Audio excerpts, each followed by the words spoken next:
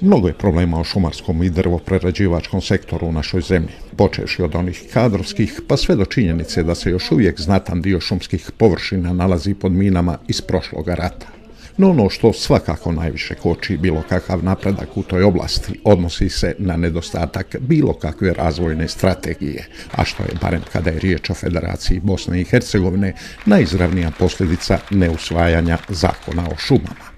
Iz kojih razloga nama sredstva stoje blokirana koja se ne mogu upotrijebiti za, kako smo već rekli, održivo gospodarenje, koje bi normalno unapređivanje održivog gospodarenja, deminiranja, ulaganja u šumske komunikacije, ulaganja u degradirane izdanačke šume. Iznos blokiranih sredstava u ovom slučaju iznosi oko 1,5 milijuna maraka, no što je najgore, još je neizvjesno kada će konačno biti usvojen federalni zakon o šumama, koji je nakon punih 9 godina usvojen tek u formi nacrta.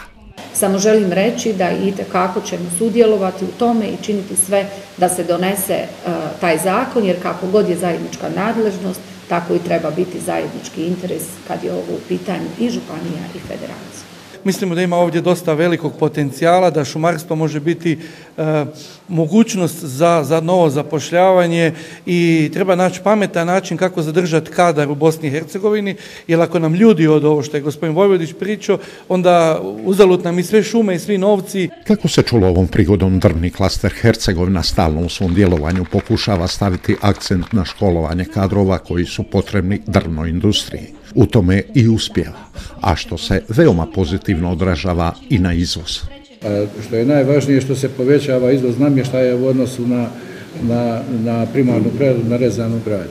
Brojni sudionici ovoga skupa na Kupre su njih više od 150. U 2 dana planirali su sa svih aspekata sagledati trenutnu situaciju u oblasti šumarstva i drvoprerađivačke industrije u Bosni i Hercegovini, te predložiti takva rješenja koja bi što prije trebalo primijeniti u praksi.